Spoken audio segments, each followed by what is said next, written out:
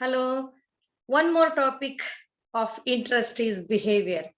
Everybody knows that the behavior, we are using 100 times in a day or in a month, behavior as a word.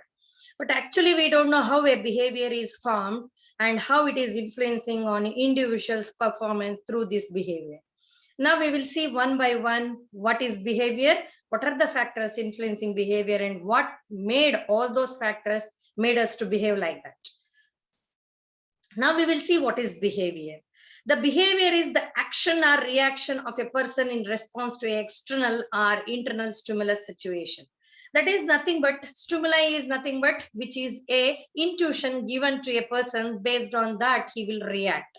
For example, if you pinch a person or if you put our hand on a hot vessels, we will immediately take it back. That is what is a behavior. Stimuli is nothing but a hotness which we experience on our skin. And the behavior is how we rush back or if we scream like that. And the next one is the good example I used to give always, that is cockroach. When a cockroach comes, we will scream, run away. We will afraid that something monster has entered to our house or some wild animal has entered to our house. So that is what is the behavior. The stimuli is nothing but a cockroach there. So behavior is any activity which can be observed, recorded, and measured. So we usually says that the behavior can be observed but cannot be measured or cannot be recorded. But here the behavior can be measured and can be recorded very easily. When we are telling about the behavior, there are three important factors which is influencing on the behavior. Is the first one is the motor activity. The motor activity means it is a physical activity like walking, playing, digging, sitting, standing, skipping, everything. This is what is going to influence or observed in a behavior. And the next one is knowledge providing activities. That is the persuasion, attitude, remembering, imagining, or reasoning out. These are the activities, or these are the things, are the psychological factors which is influencing on a behavior.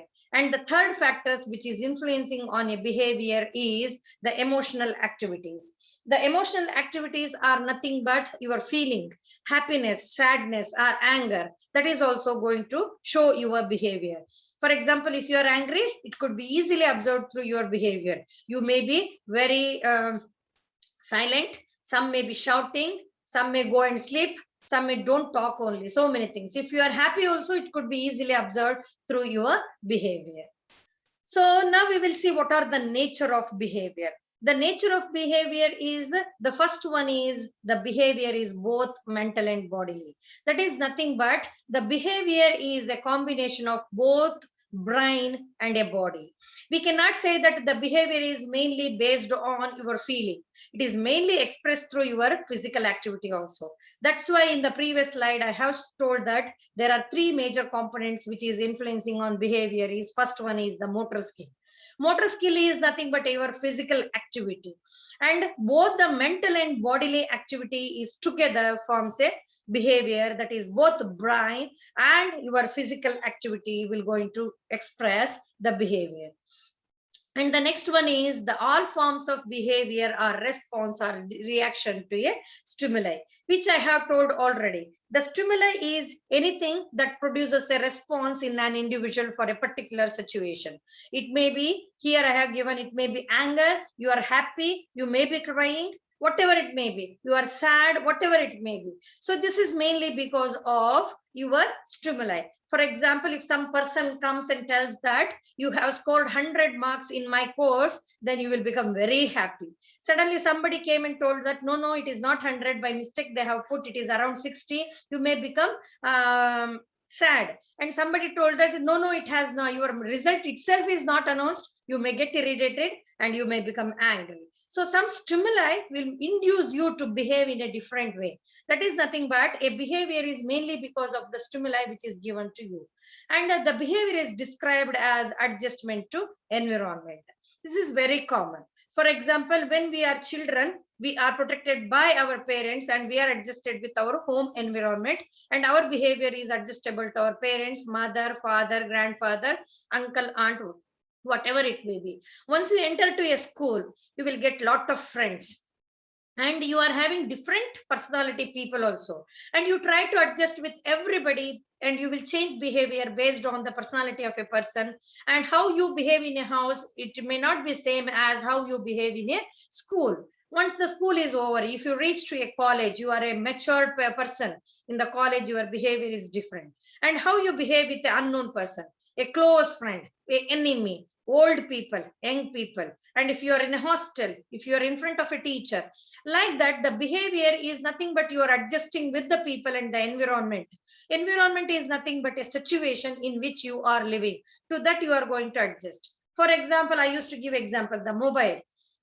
You ask our grandfather or grand grandfathers, they don't know about the mobile, but they are very happy in their life, and they used to communicate. They have adjusted with that environment. Once the mobile came, and only for talking and all, we became adjusted with that. We felt that without a mobile we cannot live. Now the mobile has become a small world.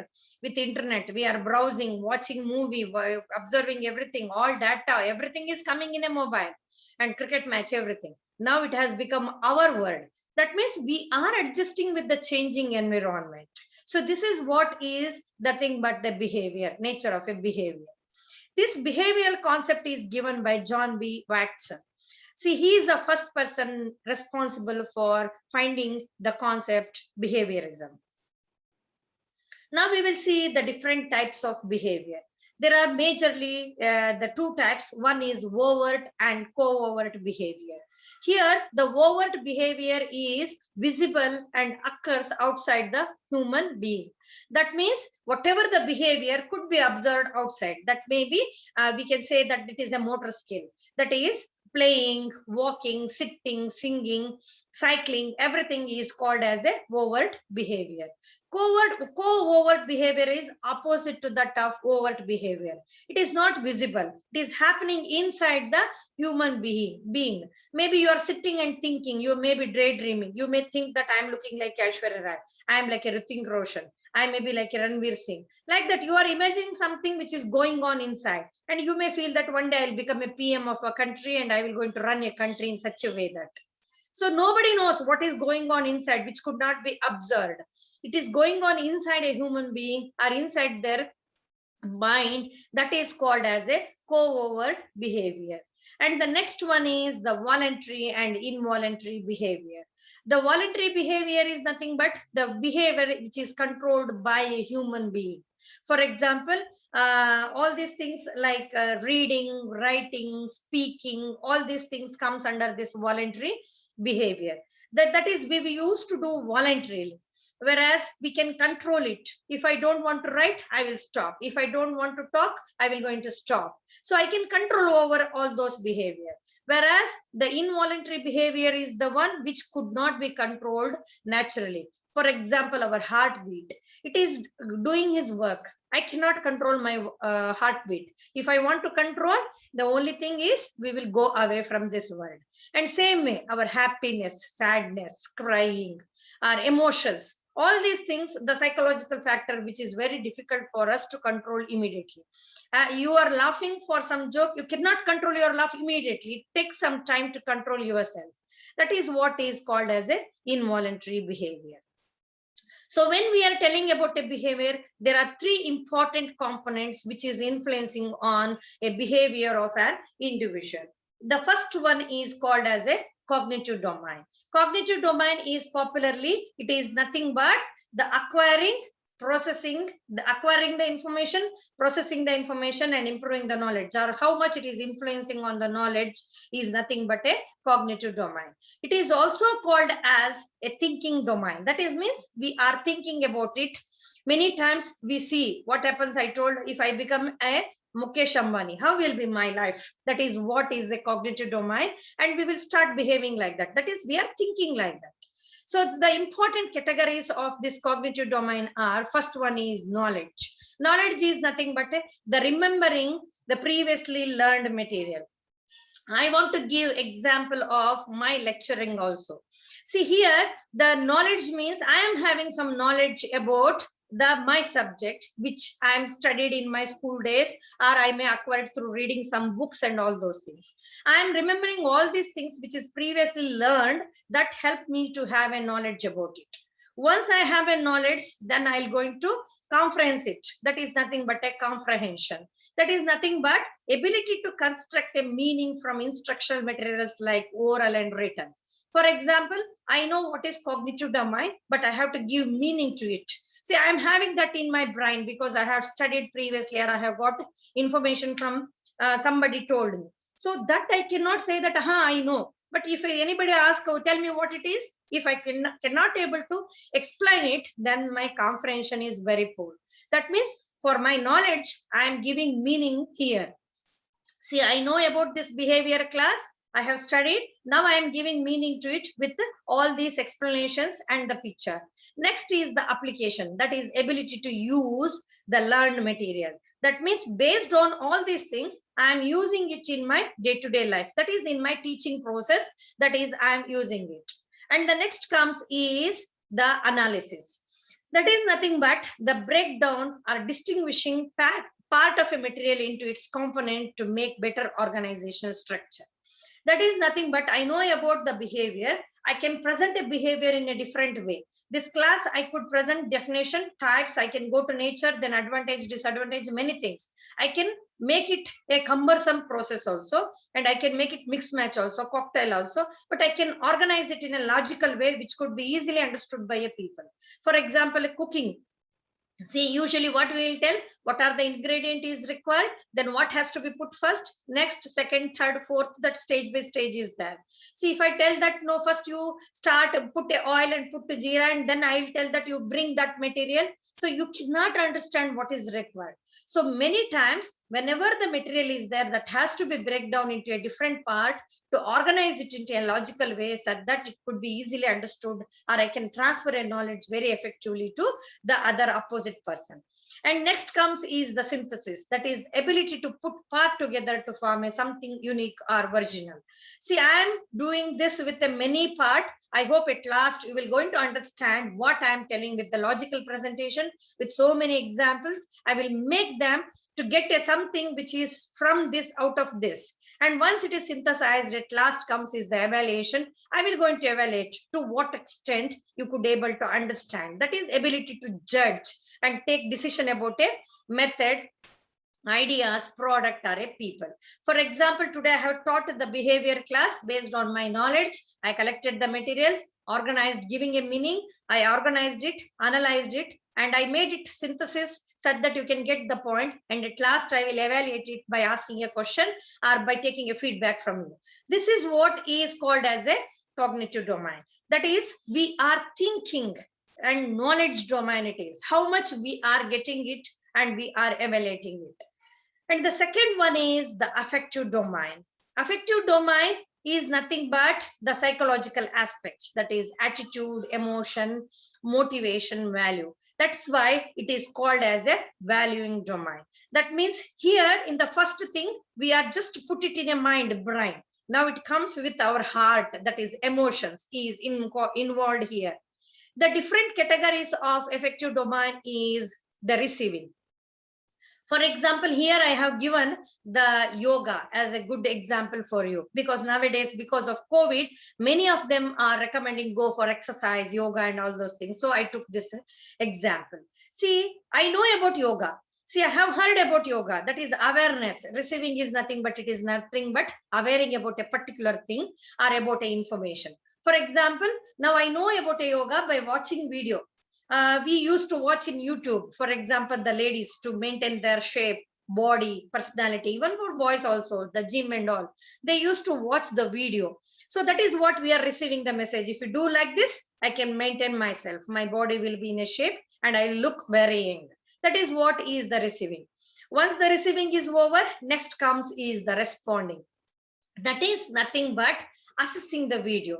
When I am watching a video of a yoga, then I will sit and assess whether I can practice it in my real term, when I will going to do it, whether it is profitable for me, for my body nature, my working habit, my food habit, all these things. That is actively participating or interacting with the new information. That means mentally I am discussing with myself that whatever I watched about the video about yoga, whether it is suitable for me, that I am going to respond into it. Once the responding is over, then I'll going for valuing. Valuing is nothing but, I have given here example, the thinking of implementing in everyday's life. That is nothing but attaching worth to an idea. Yes, this video is excellent. I can adapt it in my life such that it could help me to become healthy, fit, fine, and look young. That is what is I am responding for this, or I am feeling that whatever the things or the information I have taken is worthy. Based on that, my behavior will change. So then the next comes is the organization. Once I think about it, I will go into organize it. That is, I'm putting it into action. That is, I'll start doing yoga in my daily life based on that, incorporating the new information or experiences in my existing value system. As soon as I start doing yoga or practicing in day-to-day life, my behavior will be entirely changing. Next comes is the characterization. That is nothing but because of your regular practice of the new things or the yoga, it is full integrated or internalization of results in your attitude, beliefs, or behavior.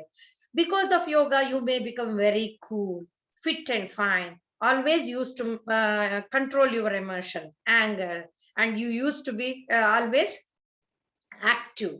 All these things will going to change in your behavior because of adopting the new things in that. That is what is called as the this domain will going to influence on this. That is affective domain.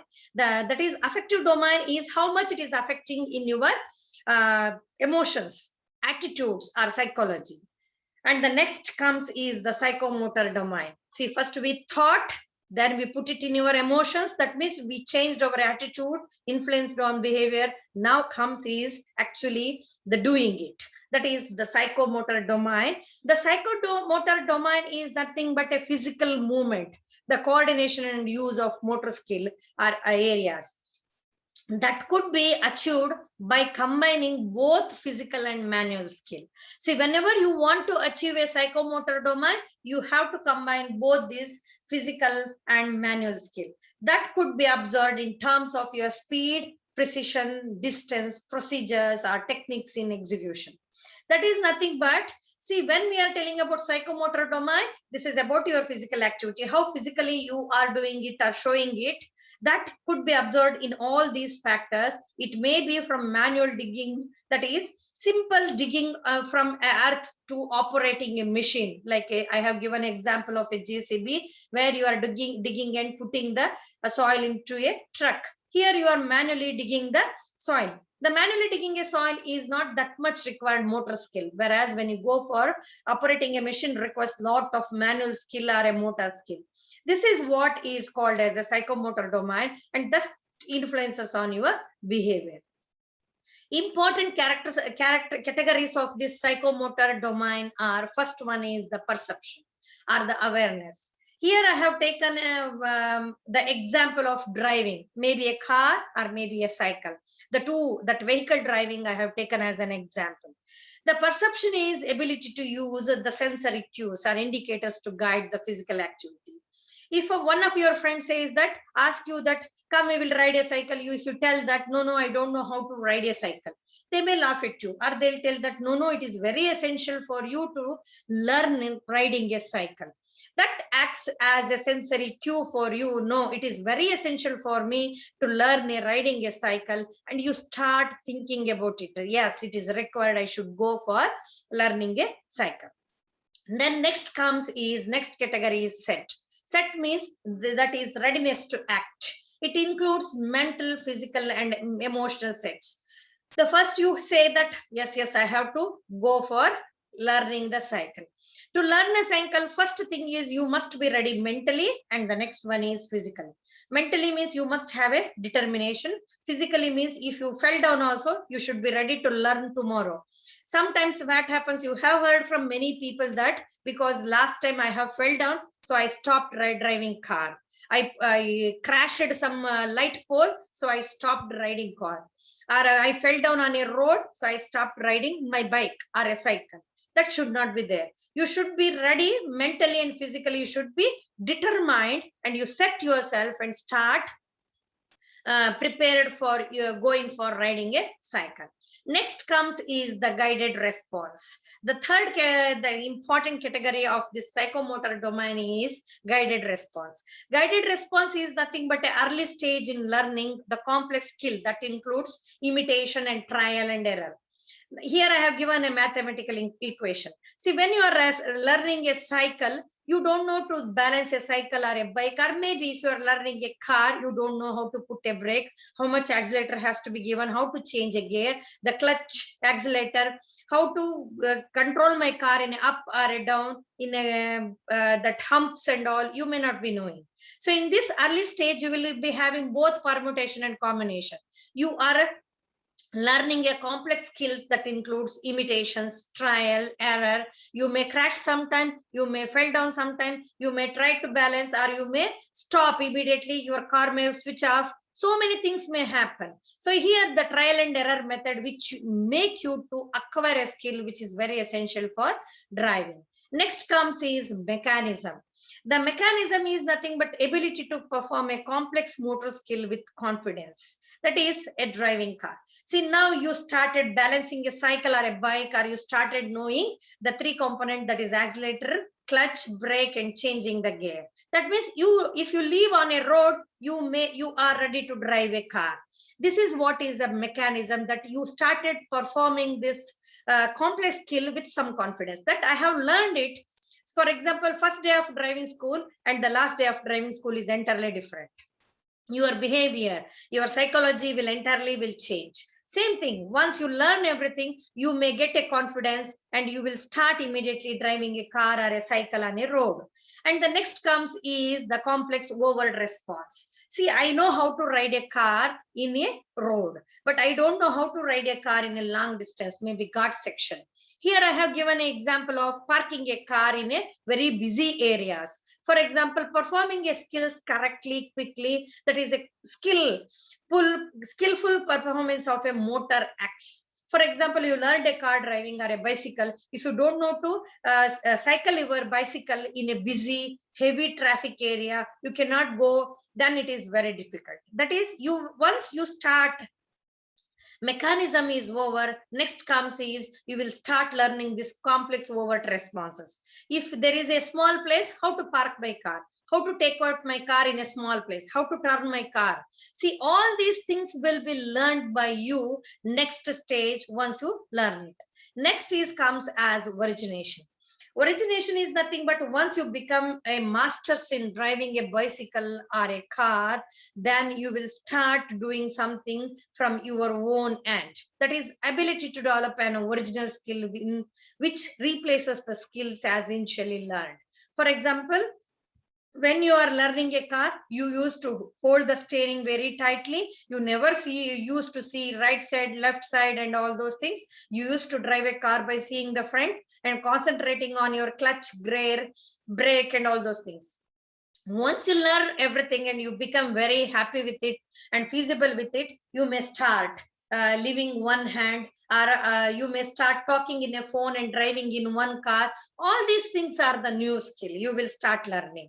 Or if, for example, if it is a bicycle, what you will do, once you become perfect in cycling, you may start new skill, that is leaving two hands and driving a bicycle. That is what is called as a construction of new theory. Whenever you start learning something, when you start singing, dancing, whatever it may be, psychomotor skills, when you acquire the full skill by stage, at last you will start putting origination. That means you come out with your own idea. You come out with your own new theories, which could be applied. And next is the adaptation. That is when the skills are well developed and individual can modify motor skill and fit to a new situation. The good example is whenever you go in a rush street or a road also, you will leave both the hands, put your hands in a pocket, and you will start riding the cycle, which I have given here. This is what is the adaptation. These are the three important principles or the theories which is influencing on your change in a behavior. That is, the first one is that is the cognitive domain, affective domain, and psychomotor domain. The cognitive domain is about just thinking, knowledge, for example, knowledge in thinking. The psychomotor affective domain is mainly with respect to your own emotions, that is the personal behavior, emotions, attitude, and all those things. And the last one is the psychomotor domain, that is actually putting that into action, is the psychomotor domain.